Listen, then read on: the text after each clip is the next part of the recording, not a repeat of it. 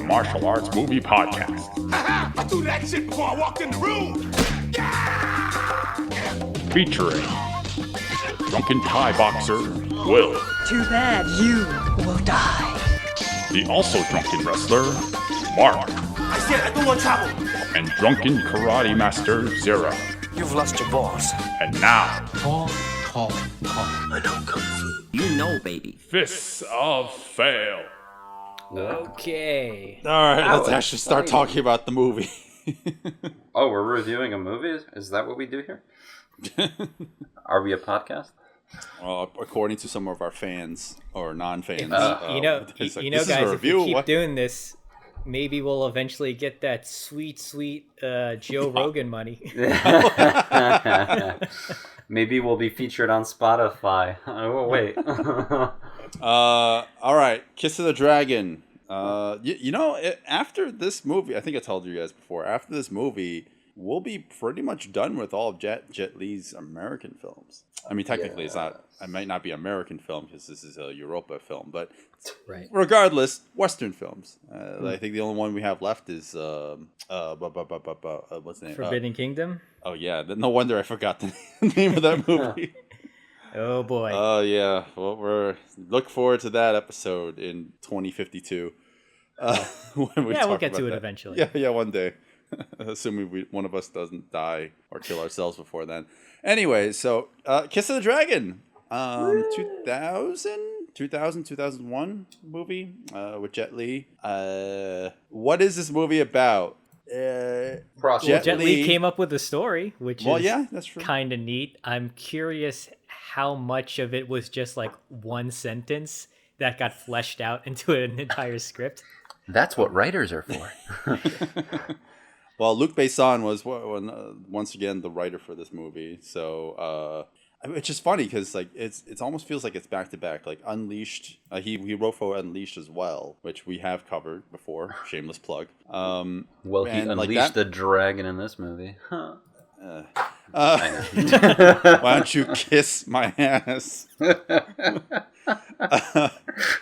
Like that movie actually had pretty top notch writing. At least not top notch as in like Oscar worthy, but it's a really well thought out film. This movie, on the other hand, is like it really is what you just said, Zero. It's one sentence fleshed out into a full length movie. Jet Li gets framed for murder. That's the movie. Yay. I hope his pitch to Luc Besson was like, I want to beat up everyone in France. he's like, done. I'll make it a movie. Yeah, this is Mark's movie. This is his dream come true. Maybe. So, okay, I haven't seen this movie since it came out. I thought it was 2005. It was a 2005 movie, but I guess that's when I watched it. And I remember it being a lot better than it actually is. And that is by no means a negative review right off the bat. I like the movie. I just am able to take off my nostalgia glasses and look at the movie more objectively. I don't think you even have to try for this movie, to be honest. Well, okay, wait, Mark, I can't tell. Is this your first time watching this? No, I actually forgot that I saw this movie a long time ago.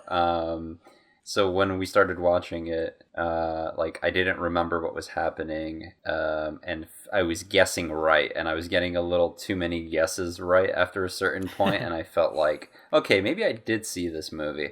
And then eventually there was like one scene where I was like, oh yeah, it's the prostitute that wants to pee in the middle of the doorway. Yeah, I remember this movie.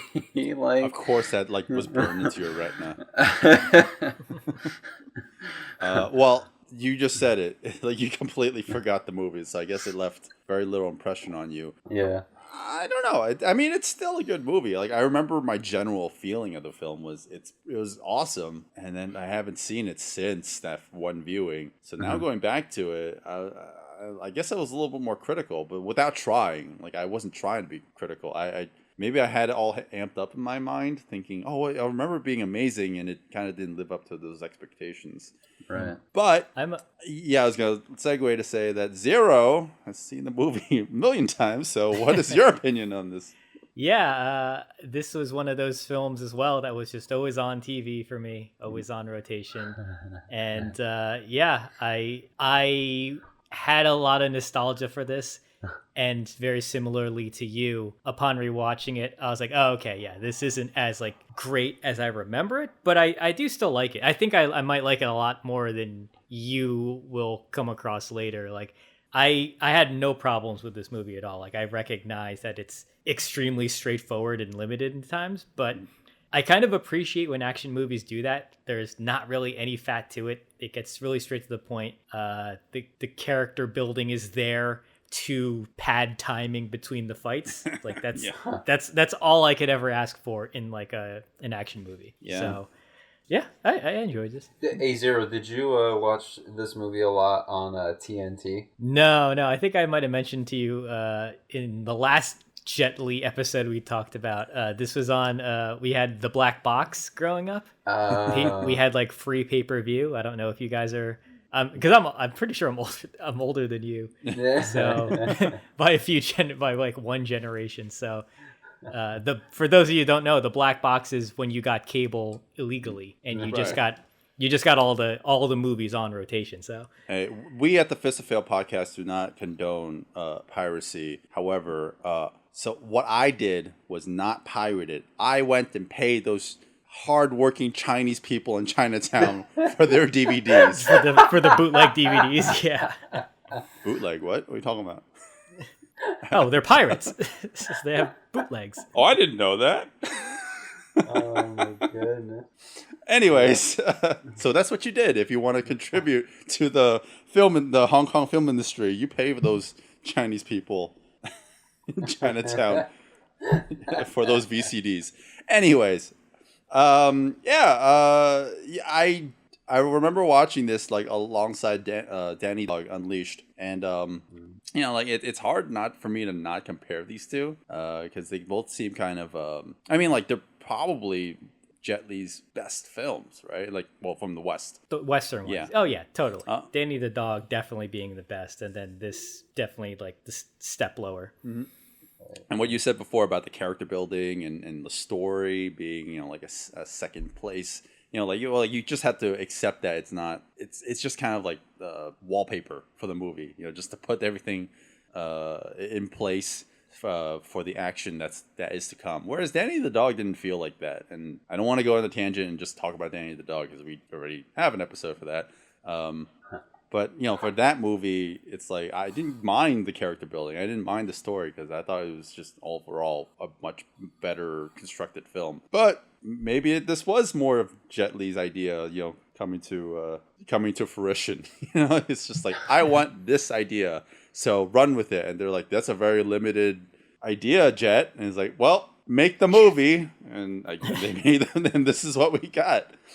Right. Well, I mean, it made sense, so basically what happens is he gets accused of murder. He's like kind of on the lam, and he befriends this like hooker with a heart of gold. And obviously because of his limited English ability, you got to have the other person be the talker. This happens a lot when you pair the international star with the English voice cast. So Bridget Fonda, I believe. Bridget Fonda, not Jane Fonda. Bridget Fonda is the prostitute he ends up joining up with, and she is very, very chatty. Oh yeah. As an understatement. Even the character, or even the actor, recognized it. I think, like, just watching the making of, she was just mentioning how little preparation she was given before she started doing the role. She just kind of took up the job just because they were like, hey, Bridget, do you want to do this movie? She's like, okay, what is it? Just like without asking first. So yeah, but she recognized how chatty she is, and I will say she's not that annoying. But every character in the movie is just over the top, so they're kind of just like they all seem equally neutral, in my opinion. Right. Fair. So that was one thing I didn't notice when I first watched it when I was younger, how over the top some of these characters are. especially our villain, played by Wait, how do you Cheki pronounce that villain, that the actor's name? Chiki Cario, I believe. He's like Turkish and German. Jet Li? Oh my god. Chicken boom, chicken boom. So Chiki Cario plays the villain, and I guess the best comparison I can make is, remember that scene in Leon the Professional when Gary Oldman yells, "Everyone"? Imagine that energy in every single line. Wow, that's a good way to put it. Like, this guy you thought about this. Yeah, no, I was thinking about it a lot. This guy is constantly screaming, just chewing up scenes. He's always agitated. He's either at 1 or he's at 12. Yeah. So it's there's no in betweens. Exactly. Yeah. I never noticed that when I was a kid, but watching this movie now, I was like, Jesus Christ, this guy needs to like calm down. Well, because he's the villain, and we're trying to be a little bit I guess we're a little bit predictable here. I think one of my theories was he was cast for this movie because of how absurdly over the top the way that he dies. That's the only reason why I think he was in the movie. He's like, oh, he dies really convincingly, and it looks really like over the top and aggressive. He needs to be in the movie. That's my casting protocols when it comes to to starring my villain. I don't know. And in addition to him, we got his 2, I guess, kind of mini bosses. Uh-huh. One of them played by a person we've covered before. Cyril. I always forget his name. Cyril. Yep, from District B13. Yes, Mm-hmm. yes. French martial artist. So we'll cover him in a later fight, but I guess I would mention real quickly the other twin. I don't. The tall one? Yeah, I can't the guy pronounce that it. yells? Yeah. Before every strike that he does, he has to do a karate He has to yell. telegraph his moves, or else he can't defeat him. Shock and awe. Yeah, the actor's name is Didier Azole. I'm just gonna say it one time just to do my due diligence, but we'll just call him the tall twin, and then we have Cyril. Both platinum blondes, of course. Yeah, the frosted tips. Okay, so what makes this movie as awesome as we thought it would be? I don't know. I remember the way that I remember this movie. I thought Jet Li was like this unstoppable badass, kind of like Neo in a way. I mean, this predates The Matrix. Oh no, that's not true. The Matrix 99. No. Yeah. But I just remember. I vaguely remember him being unstoppable, almost like all the opponents were incapable of defeating him. And to an extent, that's kind of true. He obviously wins every single fight, but almost by the skin of his teeth. I remember him, winning every single fight, just completely unscathed and, completely dodging everything, as if it's effortless. Well, I was gonna say he doesn't actually. He definitely wins a lot of the earlier fights easily, but he does start taking hits towards the middle, and then definitely towards the end. More so the final fight between the twins. He is not Superman there. He's definitely getting his butt kicked a little bit. Right. In the dojo fight, though, he definitely kicks ass. I think that's where. Right. You might get that feeling oh, he's unstoppable, because he really does just take out all those guys pretty effortlessly. Yeah. Maybe I got a little bit of I don't know, again, that nostalgia factor. I just remember him being more portrayed as really this cool agent. Well, that's what he is, right? He the role is that he's a Chinese super cop, well, not like Jackie Chan super cop, but Jet Li super cop. Who comes here and he's the outcast, he's the foreigner, he's made to look like a criminal, but because don't mess with China is basically what the message is here. Is he's just this superior officer from another land, and I just remember him being portrayed as really cool, but actually he just gets by certain scenarios just by luck. He just dodges bullets because he just it's just complete luck. What it is? I think because the movie ends on such a high note, because they backload all the action, and he kind of just goes into the police station just kicking everyone's ass, maybe that's why you had that feeling, because I think I had a similar feeling too. Like I always thought he was pretty unstoppable when I thought about this movie because of other imagery too, like especially the one with the chopsticks that we'll talk about later. But like those are such powerful images that when I think about this movie, I was like, oh yeah, Jet Li, he's pretty badass in this movie. You know what? So I have a theory actually about this because,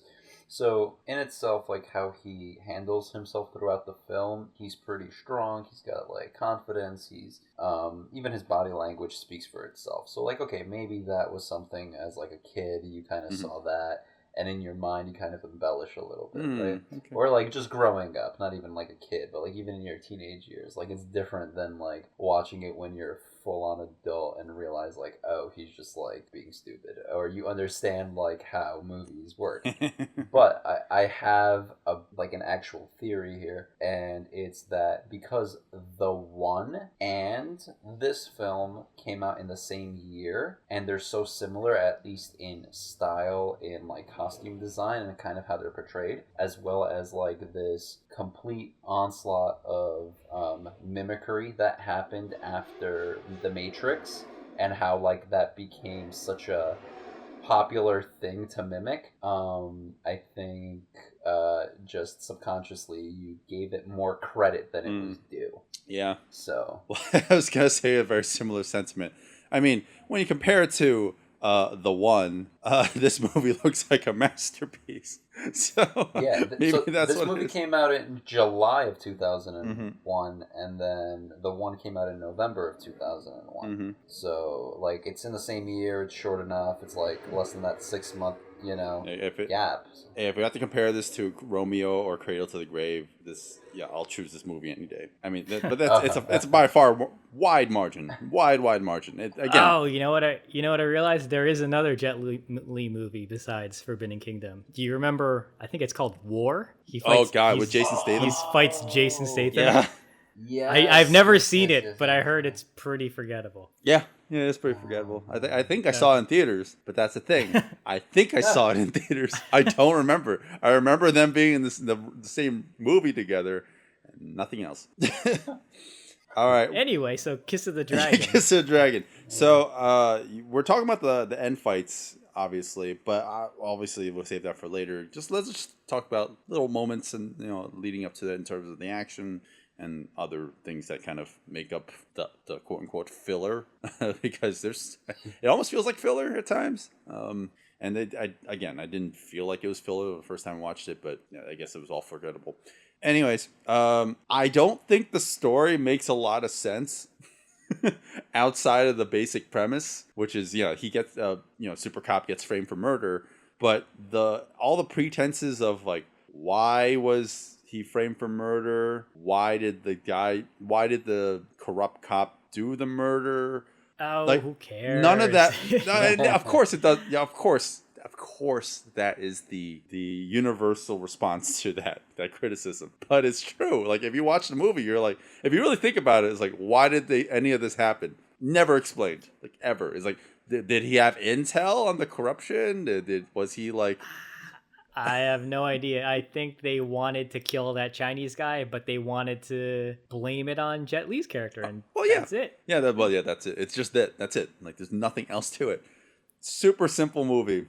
You just have to turn your brain off when you watch this film, like for sure. Nice. But because that Chinese guy gets murdered, we get our first gunfight, which leads into like a very small moment in the movie where there's a little bit of like fisticuffs, hand action, but in a laundry room. And I would say the laundry room is our first like official fight. Yeah, and what is it, like 20 seconds?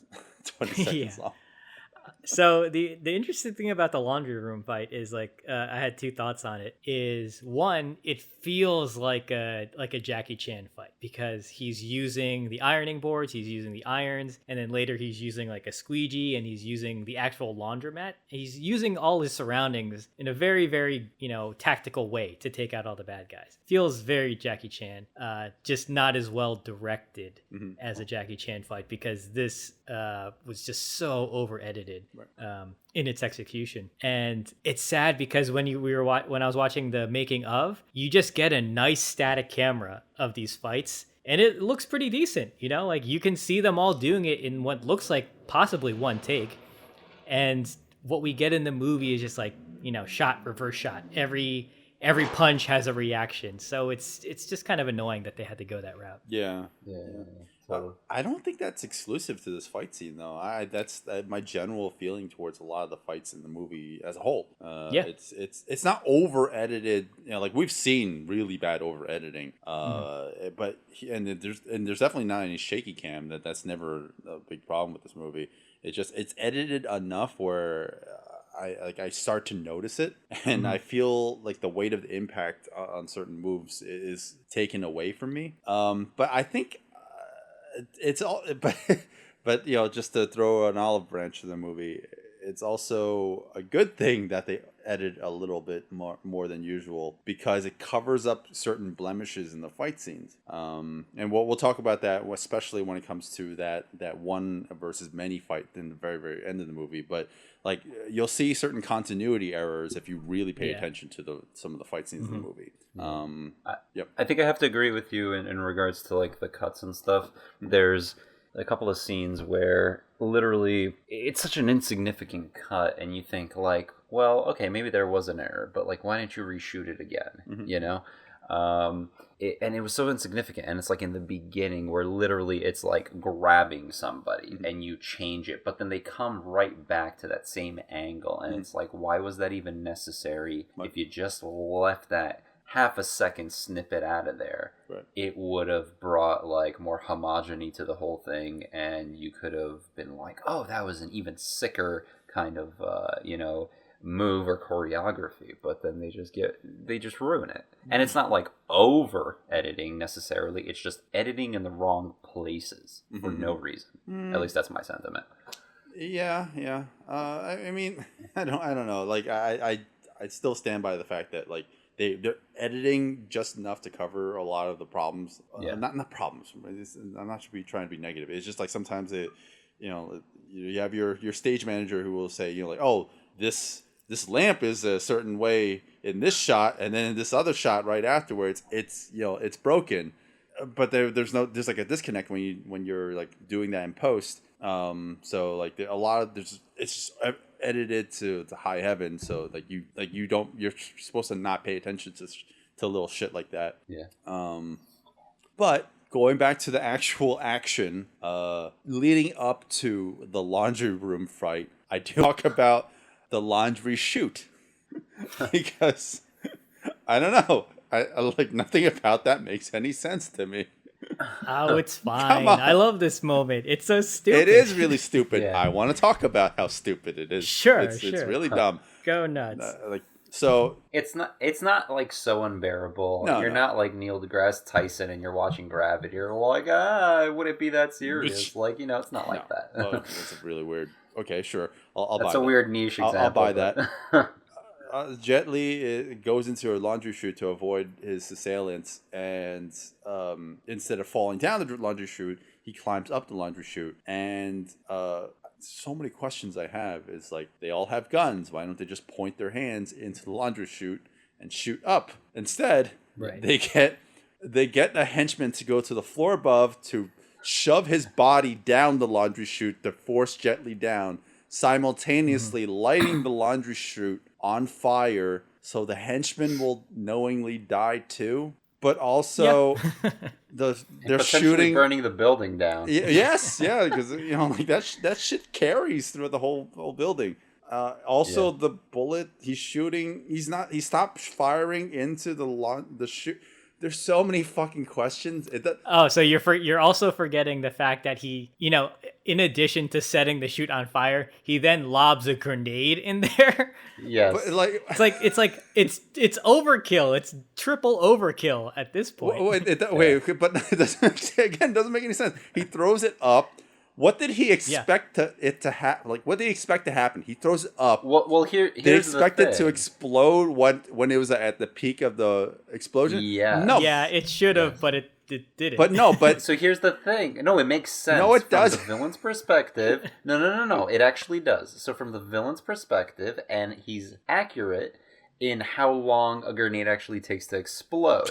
Movie magic made Jet Li catch it, and as soon as he caught it, it should have exploded. Instead, Jet Li has a second to think about, as he's holding this grenade, I'm going to launch myself down this chute, then proceeds to chuck the fucking thing out of the exit of the laundry chute as he's falling, down through the fire, down like 7 stories into the goddamn basement. Yeah. And then all of a sudden, like, it gets crazy. Right. Like, well, until there, I was kind of fine.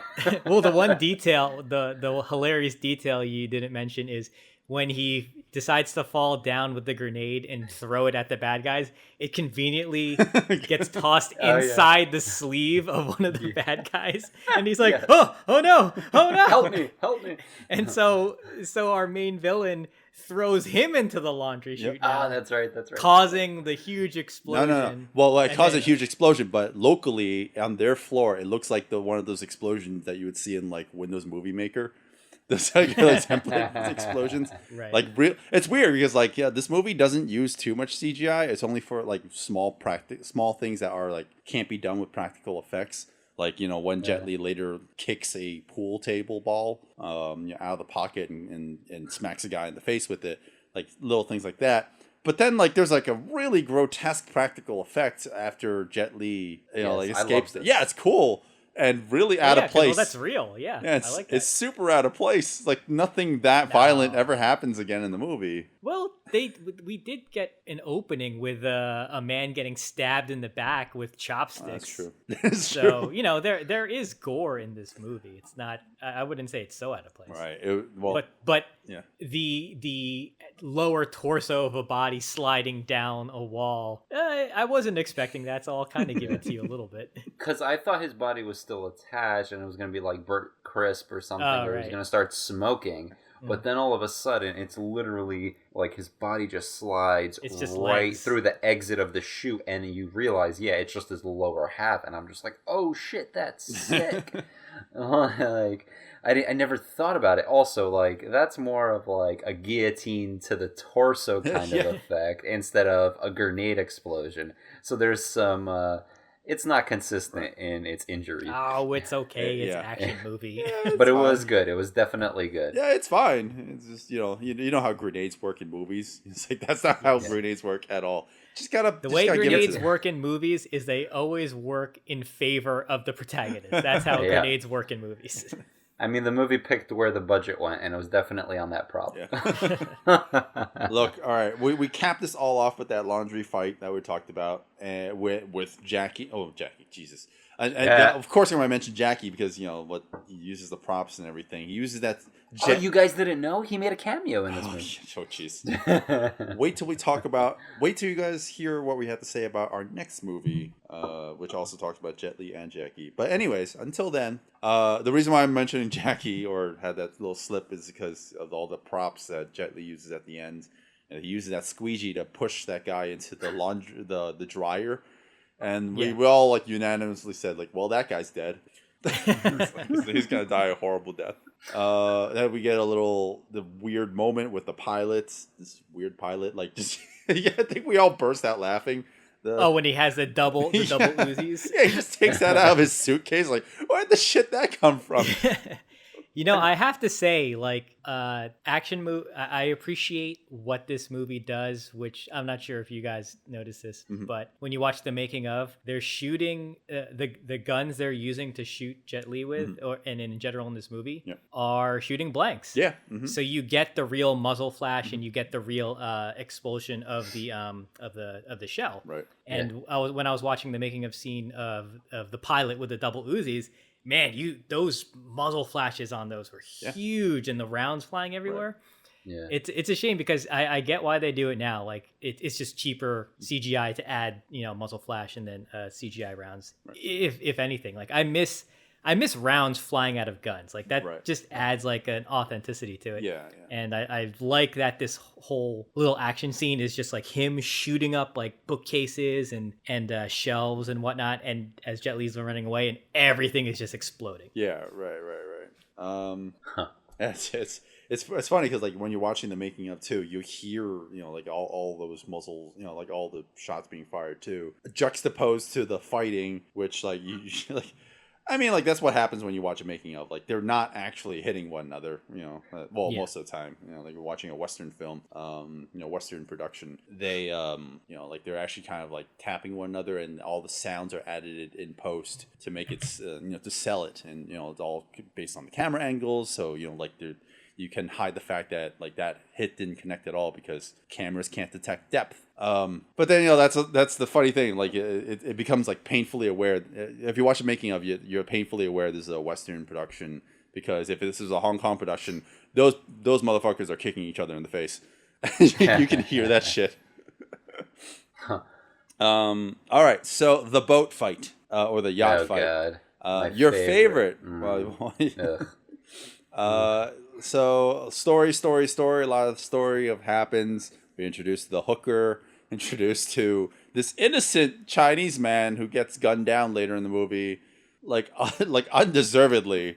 Like, he does not deserve it at all.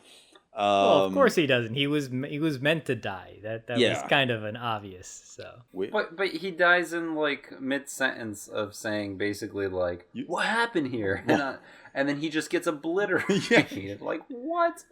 I felt so bad for the guy. You've never felt so bad for an insignificant character, right? So Uncle from Jackie Chan Adventures dies.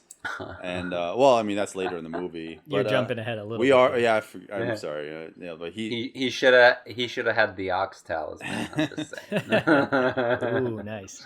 And then we also have the friend or the colleague, the inside man that's helping Jet Li, who unfortunately dies on the boat. And then we get our next fight scene, and I mean, like, there's a lot of good choreography here too. There's an inexplicable Chinese French cop, and it, that threw us off. And not to say that Chinese people can't be French cops, but it is really confusing because it's not to, like, profile anyone, but, like, basically it's like, oh, there's the Chinese government and the French government, and they're kind of going toe to toe right now. So when there's a Chinese guy fighting Jet Li, you're like, wait, what? What's happening? I don't understand. Right. Well, the movie acknowledges it. They said, like, oh, you even killed one of our Chinese French cops. You know what really happened? That guy can actually fight, and we're like, we need him in the movie. We're going to just put him in there. Right. Well, I mean, Jet Li did bring along with him Corey Yuen and his fight team, as he generally did with his Western productions. So that's probably what it was. Probably just a guy from the fight team that knew how to fight. Yeah. It's funny because they took the same approach for Rush Hour 3 with the French, Asian, or Chinese, either nationals, so to speak. Right. Yeah. I mean, like, we get the best sequence, in terms of fight choreography inside the kitchen, inside the boat, with this one guy. It's really short. I mean, he's nowhere close to Jet Li's level, but I actually kind of prefer that. I'd like to see something that can come close to matching, our protagonist's level, if the protagonist is, deemed like a badass or, like, undefeatable. I don't want him to win every single fight, like, without some sort of, like, struggle or conflict. So, like, when he fights a worthy opponent every once in a while, that kind of breaks it up. So he's not like, he's not playing. We're not playing Double Dragon, and we just go up to everyone, and just low kick them. You know what's kind of upsetting to me about this fight is when we were watching it, it was kind of forgettable to me because it's just, you got these angles where it's like 3/4 behind the back, and it kind of just keeps cutting back and forth to, okay, this is the camera's now behind Jet Li's back, now it's behind his opponent's back, and they just kind of duke it out. And if you watch the behind the scenes, that whole fight scene takes place in one shot. Like, they did it all in one take. And when you see that camera that's, farther back, and you get a nice wide, and you just see them do the choreography, I just kept thinking, like, why didn't they just use this? Like, this looks great.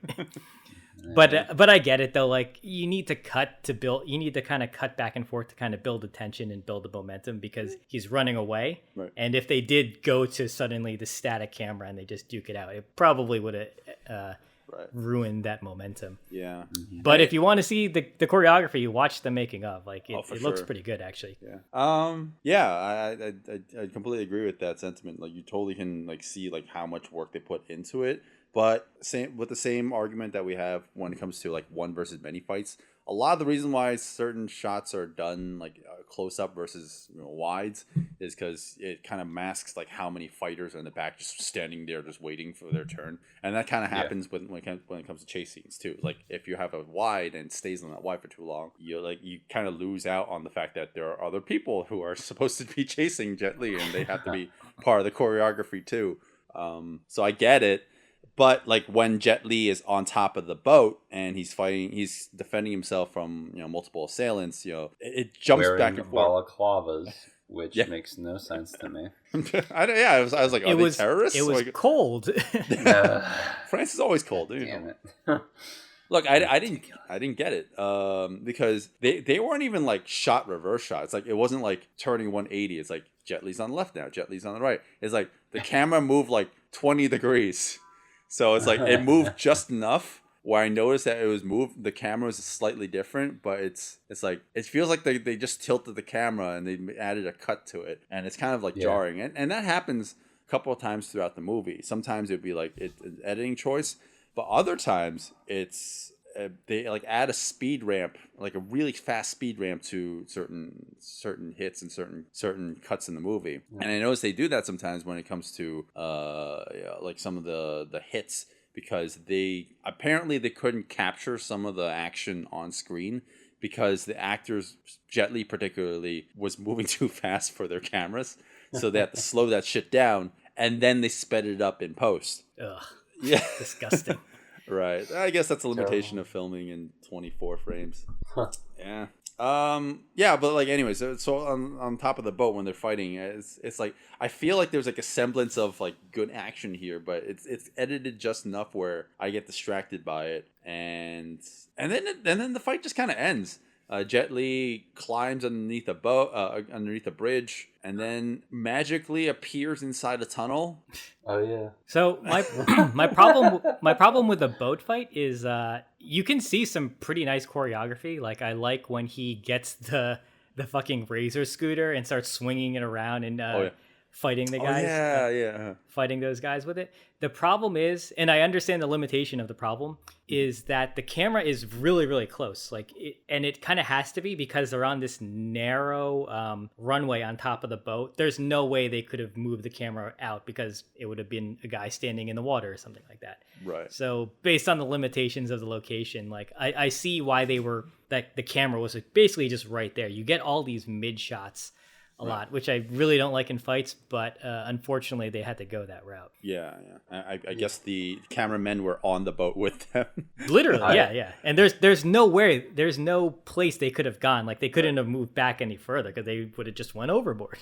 All right. So Mark, it's your turn to tell us about boat mechanics and shit. So I actually didn't think about this up until like right about now, and now I'm kind of curious about the scene. But another reason why that choreography, it was when you were mentioning it before, that it was in a wide shot, right?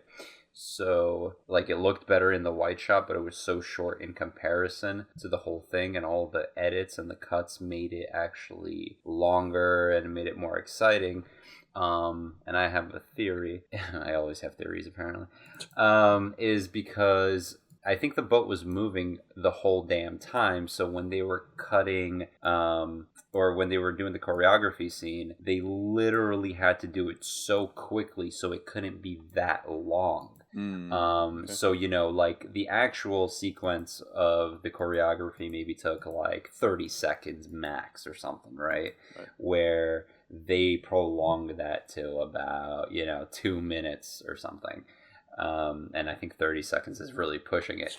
But they're moving the whole time, and some of the cameras are on the boat, and some of the cameras I feel like are shooting from the shore. So when they had to time sync it, that explains why the choreography is so tight and then drawn out. It's just the logistics of the boat moving and making it look like they're not just sitting there in the water, Right. So that's just my little theory there. Well, Mark, can you explain to me how they went from a bridge into a tunnel? I don't get it. Like little moments like that don't make any sense. And also Jet Li's arm is like injured. he's like straggling out of there. And he's like clutching his arm, like, oh, that really hurts. I'm like, what? When did that happen? And then that's like never addressed ever again. His arm is perfectly fine in the next shot. And so yeah, I don't know. I like that transition because when he does go into the tunnel, he bursts through like a door underneath the bridge. I don't know. Like, yeah, it doesn't make sense how he goes from under the bridge. But like when you have transitions like that, I'm just like perfect. You know, sure. You couldn't logically make it, so just have somebody burst through a window. So because of France, I think how France is built, and because there's not a lot of room to make tunnels. They probably repossessed like old sewer tunnels because France was known to be one of the earliest countries or governments or whatever to actually make intricate sewer systems. So those tunnels are probably running adjacent and parallel to old sewer tunnels that go throughout the city. Are you actually explaining this? Will, why did you ask that question? We don't need to elaborate on this. All right, I wasn't expecting an explanation either. I just wanted to make fun of this fucking thing. That's all I wanted to do. I was like, wait, oh my God, you're actually going into an explanation. I'm doing this. Instead of going into it, let's talk about the store fight. Which cheers to sewers. There we go. Cheers to sewers. Look, the next fight happens almost immediately, and I guess like we said before, it's true. Like now we start to backload a lot of the fight scenes. And now in the shop, like the pimp for the hooker character, shows up, played by Max Reno. Or is it? Am I getting that actor's name correct? Anyways, no so Max Ryan. Sorry, Max Ryan. He plays Lupo. I don't even fucking know who Lupo is. Man, he's a pimp. When did you get so concerned with like actors? Getting all the actors, yeah. I don't know. I like giving tribute to whoever I can. Sure. Well, just a little bit of trivia. There's one shot where Jet Li, like, he finally has the balls to like stand up to him and starts attacking the the pimp and his henchmen. But like there's one moment where Lupo he's like the action was supposed to stop. The action was supposed to stop, but the director did not say he said cut, but Jet Li didn't hear it, so he ended up smacking the actor in the face. And that's actually in the movie. Is that what it was? I think it was. I thought it was something like the scene kept on going, but the director didn't yell cut. So Jet Li was like, all right, well, I guess I'm just going into the next part. And then they continued. He went into the choreography where he like grabs him or hits him. And the reaction they got was the real actor like, oh my God, like this is happening. All right, you are remembering it way better than I am. I think I've had too many drinks in me. Nice. This is that first half of it isn't really too much fighting, but then the second half of this is with this big burly like black dude with Colin Prince. Gotta rep the actor again. I just have to say that you're making this sound like the fight went on for 5 minutes, but it only went down for like 20 seconds. Oh yeah, probably 10 seconds to be honest. Well, the second half of this is a lot longer with this big dude, and this actor apparently hasn't done anything, like he hasn't done like much movies at all. So I was expecting him to be like some like crazy martial artist, and he kind of sells it. And like he has like the stature and he does the choreography. He's got the physique, but I don't know if I would agree that he sells it. I think the cuts make it sellable. Right. I don't think if this was a wide shot, I think this would have been a fail. Yeah, this is weird because this is a scene where the editing is extremely necessary because you can see if you watch the behind the scenes, man, when they film this fight, they're fighting so slow compared to how it kind of looks in the film, and the editing really helps to make it a lot quicker. But then also there's a lot of speed ramping going on in this fight, which I remember as a kid and I was watching this, I remember thinking there was always something weird about this fight. Like you can see there's like cut frames every now and then before that's what impacts. I was saying before. Yeah, and then there's the speed ramping, and I didn't know what that was as a kid. And then as I, learned more about filming techniques, I was like, oh, that's what they did. Because it's really bothersome to me now that, I see these things. But I don't know, maybe you said this is the guy's first movie. So I guess maybe he needed that assistance to kind of, sell the power. Right. I mean, like if you watch the making of, you'll see how dainty they are just to try and make their marks or hit their marks. I mean, like he's menacing enough. I still bought it, for the most part. I'm a little bit more forgiving on that front. Although that one moment where he lifts Jet Li over his head and throws him basically does a clean and press with Jet Li and launches him into the air. That was that part that only took me out of the movie. Right. I mean, the guy's pretty big. I can kind of buy it, I guess. Right. Yeah. And then your favorite part happens. Yeah. Oh, Uncle gets shot up. Yeah, we mentioned it. Murdering It doesn't seniors. matter. Yeah. It's funny because like you can tell, you can just see the reaction on that guy's face is, wow, Jet Li ruined my life. Oh no, my life is over anyways. It's so sad because he's like, he's like the sweet old man character, the surrogate type father. And then he comes back. He's like, what happened to my shop? And then you see the guy pull out the fucking like automatic rifle, and you're just like, oh no. And it happens so quick too. Like he asks the question, and then he just immediately dies, like just without skipping a beat. Right. And actually, one thing that I just to shit on editing and all of this and speed ramping and just a bunch of like stuff, including slow mo. In this shot where he gets killed, one thing I noticed is from one angle, the gun is firing and the flash, the muzzle flash, is at a certain rate, right? So you know that it's outside, it's a different angle, it's a different shot, so it's just focused on the guy shooting. All of a sudden, you get the shot of the of Uncle getting murdered, but the flash speed is the same exactly. So, and then they cut away from it again to another shot of the guy shooting him slightly from another angle, and it's the same rate of speed, the flash. And I'm just like, so what? Did he just fall in slow-mo and like slowly like on a pillow? Did he like kneel and fall? Like, what is happening? Well, what is actually, that's probably what it was. He's an old man. So they, maybe they shot it in slow-mo and they slowed everything down so he didn't like break his knees on his fall. But it's weird because like the slow motion normally would make the flash slow down, or at the intervals would be longer. So the fact that they didn't change at all just makes me wonder what the hell they were doing. Oh, to make this happen. So I know what shot you're talking about. It's when like Uncle is like in front of the camera and he falls to the ground, right? Yes. So you can see flashes on the side of the screen. I think they were superimposed in post. I think that's why that scene looks really weird. That would make sense because it's like grainy in one shot and then it's not. So that makes sense. So there's one more thing I want to talk about. One more thing I want to talk about is, I guess, Zero's favorite kill in the movie with the chopsticks, which I don't find cool at all. I love this. How could you not like this? Because I love how they set it up. The guy walks in there after exploding the shop. There's smoke everywhere. He's looking for Jet Li.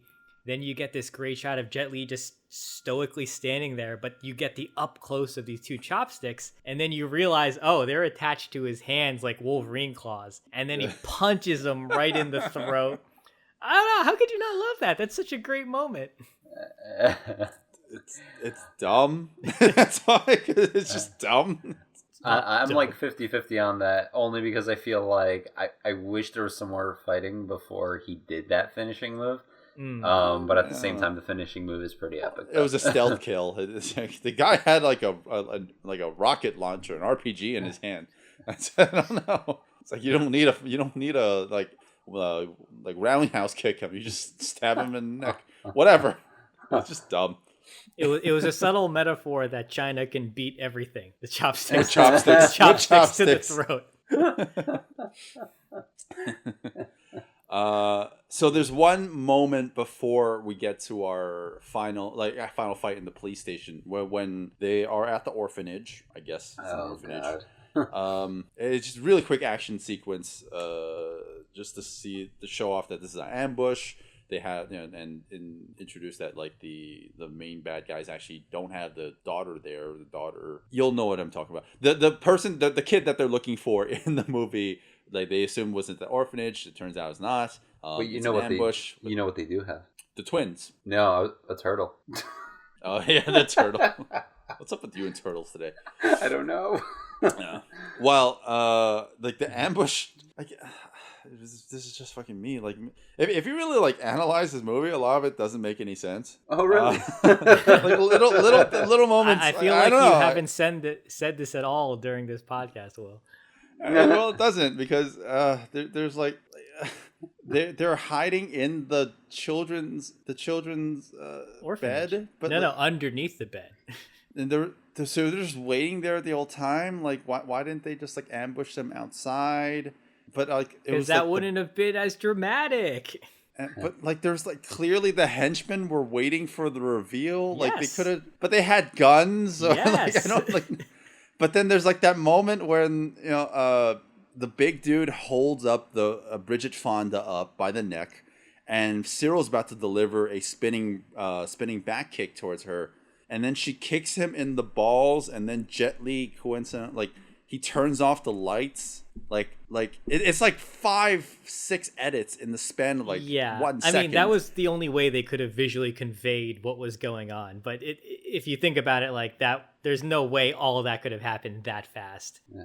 But I didn't like it, that. I actually didn't understand what happened the first time I watched it. Really? Or like I thought it was pretty obvious. She kicks him Nope. in the balls. Jet Li turns off the light, and then he does the spin kick on his own. It's friendly fire at that point. How did she escape? Because she kicks him in the balls. It causes him to drop her. Oh my god! It for me, it made less sense watching it because it's just so frenetic and just too many things. I don't know, man. Anytime I get kicked in the balls, anything I'm holding just falls to the ground. So I got it.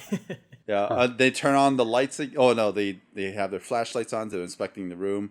They start crawling over Cyril starts crawling over the beds. He grabs the person underneath. He gets yanked underneath the bed. And then when they reveal what happened, Cyril's just unconscious.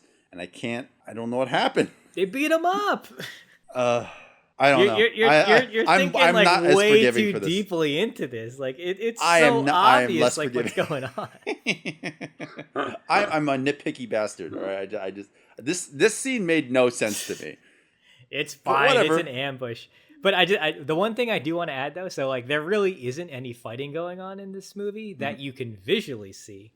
I was kind of disappointed. In the scene or the movie? What's that? You mean the scene or the movie? You said in the movie. No, I'm sorry. In this one scene, there isn't really any fighting going on that you can visually see. But actually what's going on is when the twins, when the tall twin picks up Bridget Fonda's character, Jet Li is fighting with these guys in the background. And if you look past Cyril, who's kind of standing in focus, in frame, you can see there's fight choreography going on. And I was kind of like, I want to see what they're doing. Could you just like step out of the way? They're kind of just like shuffling back and forth just to be like, okay, we need continuity. Right. And just to back up a little bit. So again, referencing the making of, there's Corey Yuen, Jet Li, and then some other, I guess like Chinese stuntmen. They're doing choreography on the boat, and it looks like they're choreographing a fight scene that maybe got cut out of the movie. I don't know if you saw that. No, I don't think I got to that part. Yeah, it's weird. Like they're rehearsing some moves that I don't remember happening in the movie at all, or maybe like it just got cut. But I was kind of thinking like, oh, that's a shame, because like it just looked like a maybe a deleted fight scene that just never got shot. Right. Oh, okay. I guess I'll have to go check that out. But I don't recall that at all. What I do, I guess we could talk about the police station if we must. This is like the reason to watch the movie, right? Yes, I agree. Like all the fights before this were just kind of, they're kind of mediocre at best, unfortunately. This is where the movie picks up for me. And with a lot of movies I watch, if it ends well, then I'm like, okay, that was a good movie. So I think that's why I like this movie, because it ends on a great high note. This is where all the action gets backloaded, as I mentioned previously. Right. So after Jet Li comes in and beats up a bunch of cops using the French flag, it's my favorite part. He goes, yeah, it's funny. He goes into a room where it's very, very much Fist of Fury. Yeah. If you think about it, that scene where Bruce Lee is taking on a bunch of black belts. Or Ip Man one. Yeah, kind of like I get a little Ip Man vibe too, but way more black belts in the room. Instead, it's Jet Li versus like many. It's just like one of those trademark things that you can see. However, my question is, what on earth are they all doing? Because they are all just like standing there with their arms crossed, just like waiting for him. Oh my god! You're really, really digging for some of these logic points okay. here. You heard me complain about this when we were watching. I am a lot of fun when it comes to watching movies. You're not selling it, man. All right, but anyways, all right. They were taking their karate class. That's what they were doing. Whatever. All right, I'm digging my heels into this. Did you want them to be practicing katas when he like opened the door? Is that what you wanted? That actually would have been better, no. I think. Actually, yeah, that probably would have been better. Look, I nitpicked the shit out of it because I noticed how many flaws there are to the movie. Like they add up in my opinion. Sure. But whatever, I do like the fight though, but there are problems with it. I won't lie. Yes, there's a good showcase of like what Jet Li can do here in terms of like his choreography. It's nice and like chaotic. In a good way, right? So it's like organized chaos here. Jet Li's always making sure that he has like the proper positioning versus like all his opponents. So he's like he's obviously gets surrounded sometimes, but like he needs to use the opponents, hold them at certain positions so he can use them as leverage so he doesn't just get dogpiled at one time. Right. Because like that's always the question you have in your mind is like when it's one versus many, why don't they all just like crowd around him and just start kicking him? Yeah. And he actually does that really well in this scene because it's more believable than like any, well, I don't want to say any, but than in a lot of martial arts movies where literally everybody's waiting their turn, like you said. Yeah. Right. Yeah, there's definitely a lot of thought that went into hiding the fact that there's like people in the background. Because yes, if you're looking, you're going to see guys back there, but I think because of the frenetic editing and then all the fight logistics that they're utilizing here, as Will mentioned, so like in order to prevent the guys from dogpiling him, Jet Li will grab a guy by the neck or two guys by the neck so that, the guys have to, they have to take a step back. And then something he'll do is he'll throw a guy into a group, thus creating space. And then he'll like do a roll and start swiping at them. Yep. One thing we should mention, he's got like the double like Kali sticks, I believe he's using here as a weapon. Yeah, so like he's just doing these swings at a lot of swings at the feet to kind of get people like out of the way. Yeah, just to immobilize them, right? Yeah. It's like it seems like he doesn't really want to like kill them. He just wants to immobilize them because like they are just. I don't know if they're innocent because they're they're part of. Man, well, when you attack somebody without any provocation, especially when you're practicing supposedly katas in a room where clearly nobody is letting them know that there's an intruder in the building, then they probably have an idea. As far as plot is concerned. They're all they know is that they're getting orders. Oh God!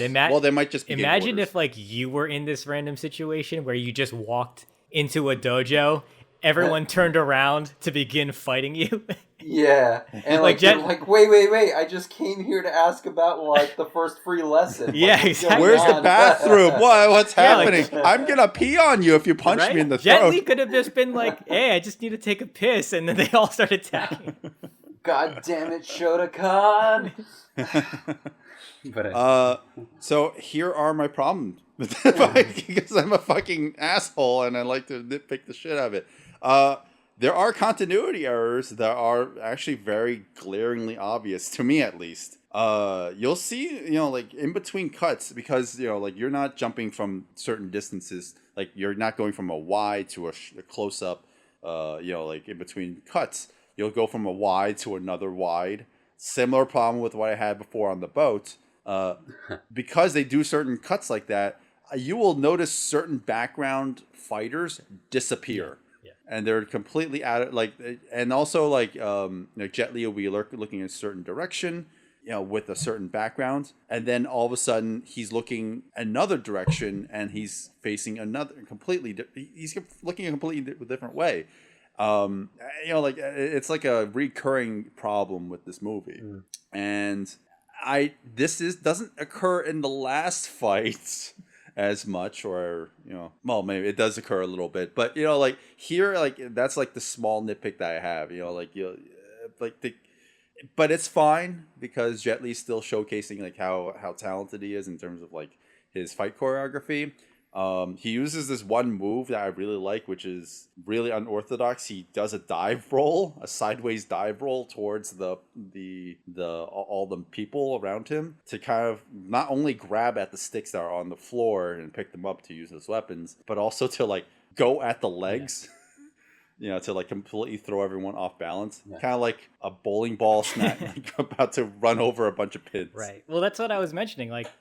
His fight logistics is I need to make space. I need to get people away from me so they don't dogpile. Yeah. So he's doing some interesting stuff. I think that's why I like this so much. But yeah, you can definitely see the continuity errors if you're looking for them. For me, I didn't mind so much because it's edited so quickly. And there's a lot of white with all the geese in the background filling up the space. So I didn't mind it so much.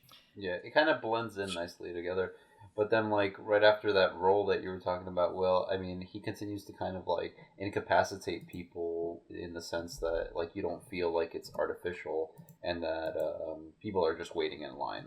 He's smacking 6 people in a turn in the face, so they're dizzy, so to speak, they're confused and dazed. So all of a sudden, okay, he gets another 5 seconds before they get some composition in themselves before they start attacking again. Right. And actually one of my favorite scenes in this whole thing as he's fighting all these dudes is the 3 guys. Yes. Which I think is probably the highlight of this whole thing. Mm-hmm. And it's almost one shot, and I say almost because there's a couple of moments in this where if they just got rid of those edits, it would have been even more epic. But I know what you're talking about. I think I'm okay with that edit because you get to see it from another angle. But but it does end on the reverse shot of his back, and the three guys are coming towards him.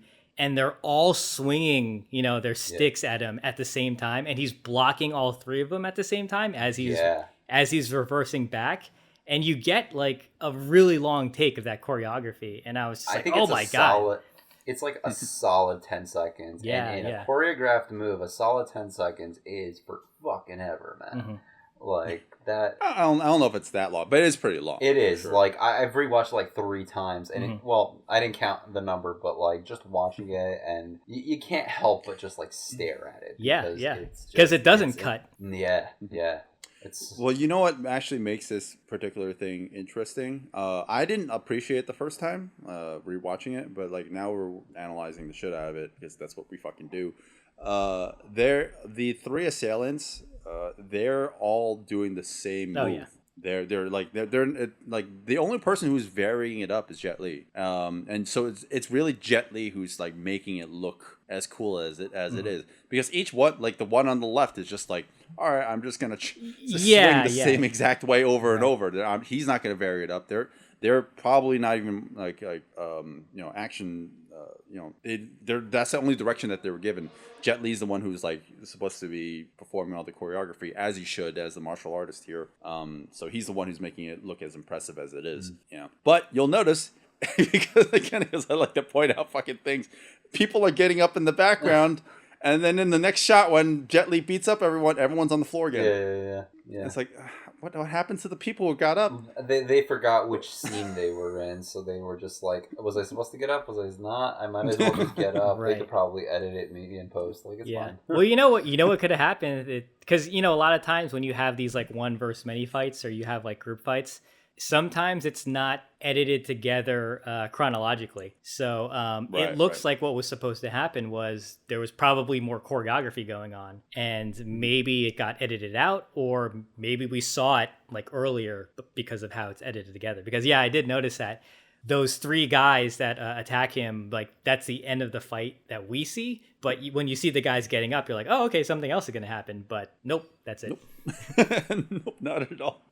I don't know why I'm honing in on so many of the flaws. Like I was way more forgiving the first time watching this, like ever, and now like just rewatching it with you guys, I realized how many problems there were. And, okay, but here's again me throwing an olive branch. I don't notice them nearly as much in the final fight between Jet Li and Cyril and the big dude. I wouldn't say that there's any continuity errors in the final fight. It's pretty straightforward. Like I think I can understand why there's a lot of continuity errors, because you have one versus many. You can't always have the guy in the background doing exactly the same thing all the time. That's really difficult to choreograph. So like I'm a lot more forgiving with that kind of stuff. Right. So I wouldn't. Yeah. So I'll agree as far as continuity is concerned, but for that fight between them, I would say there is the same issue as we had in the dojo, where it's the people waiting to kind of interject into the fight and then throw a punch, throw a kick. Except now it's between three people, and that includes Jet Li. So it's the two French dudes. Yeah.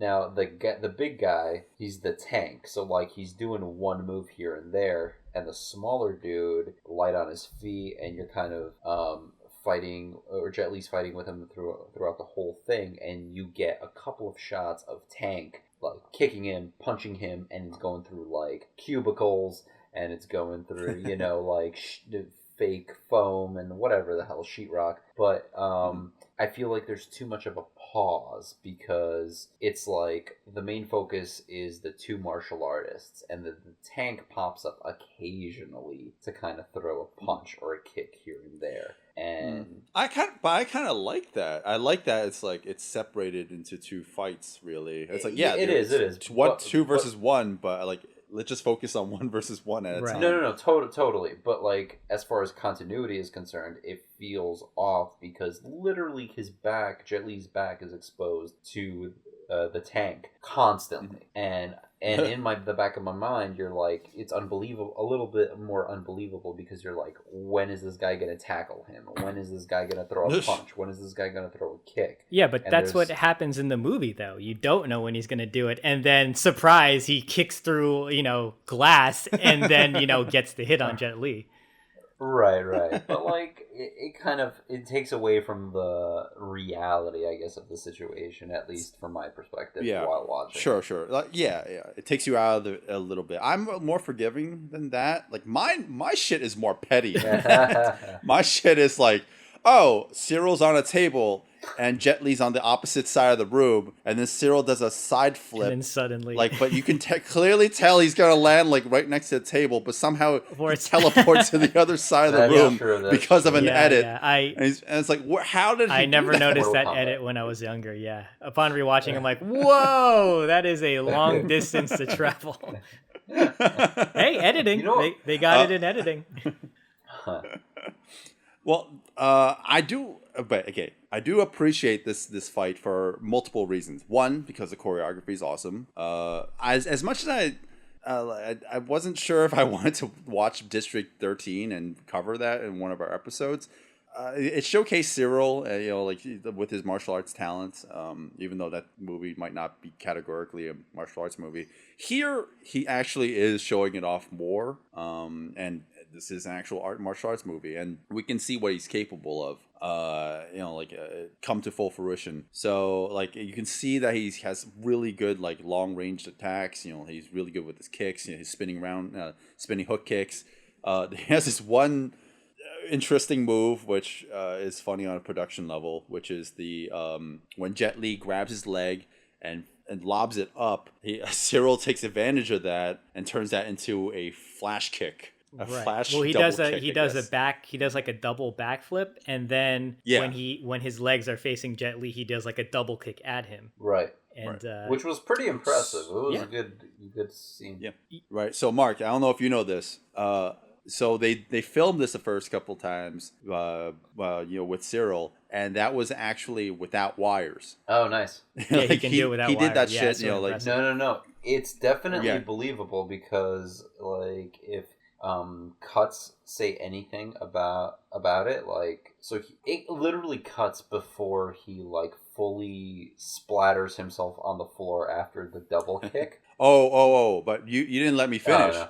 So what actually happens is he's on wires, but he, like, in actuality, he could have done that without wires. They filmed it without wires at first, but they couldn't use that take because he was moving too quick for the camera. So they, again, like similar to what we said before with another action sequence, they have to slow down the action and like slow down the action using whatever means they can, like for wires, and they just make the flip a lot slower, and then speed it up in post. I don't think there was just so any that it speed registers. ramping in this fight. I think that they just had to slow down their choreography. Yeah. No, they had to slow it down for the. Oh no, I'm sorry. They didn't slow down the production, but the wires make you go. Oh slower yeah. than, Right. by I meant the definition, fight. choreography is slower. Yeah, they slow. But like. Sorry, guys. I was gonna just to clarify, they had to slow down their fight choreography because their actual speed was too fast for the camera, and they put him on wires for the backflips because his real backflips that he could do was also too fast for the camera. Right. Yeah. So like that's really. That's like his signature move for this fight. I appreciate that piece of trivia, like showing how talented that guy is. But I appreciate this fight because it shows that Jet Li has a tactical side of him, which is once he's noticing that he can't win this fight, well, it's not that he can't win it, but he's noticing how how good his opponent is. He's using his environment to his advantage. So he stops taking the fight in the middle of the hallway, in the middle of the room where there's open space, and he takes it towards the cubicle area where there's no space to throw these wide kicks. And I think that's genius. Like they show all this visually, and it's like it's explained very well. Like Jet Li is now seeing all the punches that he can do. Like without with the limited space in close quarters. And there's like a little bit of comedy in there too, like just like a small smidge. Yeah. The tactics behind this are so great because as you mentioned, the movie very, very makes it visually clear, like his kicks are now useless in this tiny hall because it gets caught under the tables. And it's weird, I didn't notice it before, but Jet Li's more of a puncher in this whole fight. And I guess because they wanted to make that clear, like he's not as effective against Cyril's kicks. But once he gets them into that narrow hallway and he kind of disables his kicks, he starts throwing these feints where he kind of opens his palm, and then Cyril looks at it, and then he punches him. And it's funny because he does it three times, so he's able to psych him out every time, and it is pretty funny. But I don't know, I liked it. It just showed how fast he was. I think one thing you guys glanced over though is before all of that happens, there's this nice. So after that double kick that you were talking about that was on wires, which was actually pretty good just in general. Unfortunately, wires. But then he does like backward flips, but he does like 4 of them or something. Oh, the back handsprings? Yeah. In succession. And as Jet Li's pushing the table towards him. Right. Yeah. Right. I think that was a little underrated because, like it's literally a great kick scene, a double kick scene, and then all of a sudden you have a great acrobatic scene right after. So it's like a nice little continuous thing. And then it kind of divulges into this like, get over here. And then Jet Li's like, nah, you come over here. And he's like, nah, like I want you to come over here. And it's just like, all right, well. And then eventually Frenchie, like comes at him, and then those like punch hand feints or whatever, until he literally, unfortunately, cracks his neck. Whoa! I don't want to jump that far ahead yet because yeah, actually, I want to go back just a little bit from what you were saying after he does the back handsprings onto the table. Yeah. So there's a really funny kind of combination. So he does the back springs onto the table. He kips up and does like kind of like a hook kick at Jet Li. Jet Li falls backwards, and then the tall guy comes out of nowhere, kicks him for a for a combination. And then Jet Li goes backwards, and then Cyril kicks him again for like he kind of like pinballs off of like him. a double kick. Yeah. I don't know. It's like a Zangief kick. Right. It's such a funny moment that like he's just bouncing between these two guys. Like I wanted more of that, but what we got was good. Sorry. What were you about to say? No. Go ahead. No. Okay. Well, anyways, this fight is really good, but the thing that really why I remember this fight for nostalgia purposes isn't so much the fight. I think it's the song that plays throughout the whole thing. I don't know what it is. It's like it's so iconic, and I can't think of this fight scene without thinking of the song. I don't even know what the song is. Yeah. It's mystical. He's like a very aggressive, fast rapper. My issue with the song though is once Jet Li disposes of Cyril. How does he dispose of him? So basically what happens is Jet Li learns his lesson from the first time when he does the backflips into the double kicks. When Cyril goes into the backflips, Jet Li steps forward and catches him, and then kind of just smashes his head on the ground, breaking, snapping his neck. Like a tombstone. And unfortunately, the music cuts out, and like the momentum of this fight just like gets deflated, for me at least. Because now what happens is the tall twin just comes at him, and all he's doing is just screaming and kicking at him. And I wish there was that music there to kind of keep the flow of things, because it feels awkward with that dead silence. Right. That the boom box was in his throat. you just snapped that. It's like, oh, what happened? Actually, I'm more forgiving on that. I didn't mind it. Like once it stopped, the music stopped. I was like, because the CD in that guy's head just snapped in half. I like the silence. It kind of intensified the sound editing here. So it made the hook kick that Jet Li eventually delivers to snap the guy's neck more intense to me. See, I would have been fine if the music cut when he finally kills the bigger twin. Okay. I don't know. I was perfectly even when fine. I saw this as a kid, I was like, why'd you cut the music there? Because then it just feels a little awkward. Yeah. Right. I don't know. I just felt like that whole ending, the second head snap, it just felt a little bit like ramped up all the way through. Like it was a little bit sped up. Maybe not ramped up, but sped up. Yeah. Well, that's I think that's purposeful. I mean, it's all on purpose. But I that's a one scenario where I think it was in its favor. Yeah, because when you speed up something like a death blow, something like that, like it kind of drives that impact home. Sure, but it looks like it's more painful in combination though with the lack of music, and then like the awkward pauses of just like standing there while the whole thing is being sped up. There's just something so off about it, and I didn't appreciate it.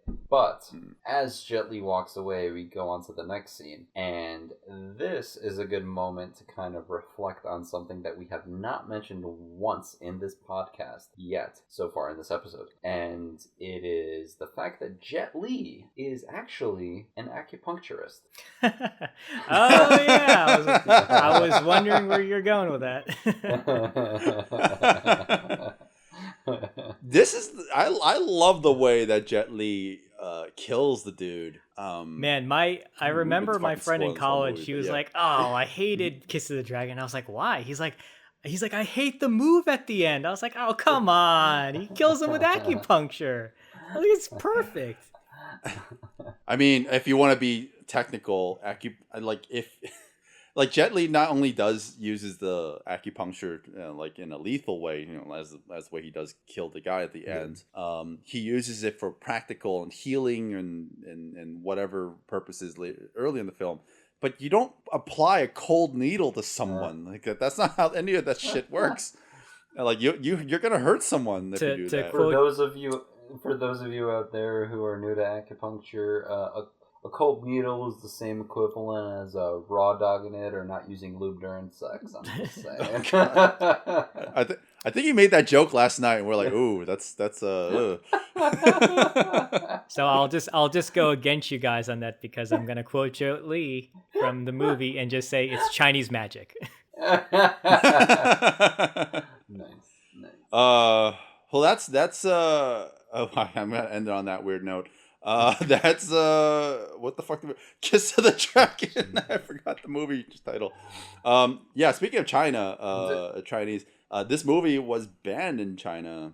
Jet Li actually voiced his frustrations with that, saying why on earth are you banning this fucking movie? It's like, actually most of his American movies because they're too violent. And this I can see, pretty violent, but I don't know. Like we've got Chinese movies where people, neck snaps, blood comes out of their eyes. I don't know. They could have done something with it. They could have edited stuff out. I think it's the evolution of Chinese politics throughout the years. Like when you realize that this was 20 years ago, and right. Oh my God, 20 years ago. Holy shit. Just about, yeah. So like, if you take that into consideration, and you China was a different place at the time, and they were more focused on like violence not being a thing, and then 10 years later you're like, China's focusing on not putting like magic, or like voodoo into their movies or some shit, right? This movie had Chinese magic.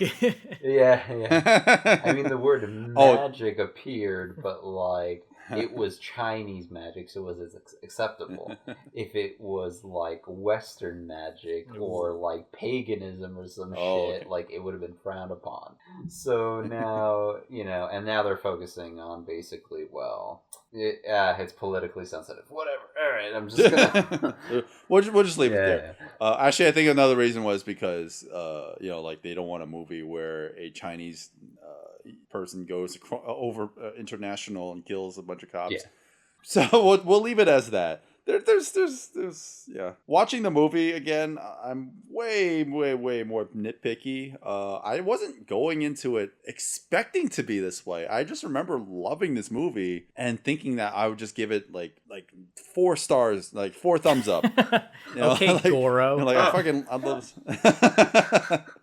Yeah, I thought I would love this movie almost as much as Danny the Dog, because Danny the Dog fucking holds up. I love that shit. This one not so much. I wasn't expecting it. I just was honing in on these little things that I wasn't expecting to hone in on. And it could be attributed to a couple things. It could be attributed to I don't know, a more inexperienced director. I think this is the director's first film, first directorial film, and I don't know what else he's done since. It could be that. It could be the fact that it was Jet Li's idea. That could be that. Because a lot of things don't make sense, and I'm just honing in on that shit. So I don't know. Recommendation time. Oh, jeez. I do recommend the movie. Whoa. If it. No, I do. I recommend the shit out of it. And this isn't just false praise just because you guys are doing it and I'm giving it to peer pressure. I like this movie, but I think a lot of what I'm saying would only make sense to a person who's watched this multiple times. A first-time viewer might not hone in on these things, so they might not notice it. This is my second time watching it, and I think also because we have our program where we analyze the shit out of movies to the OCD level.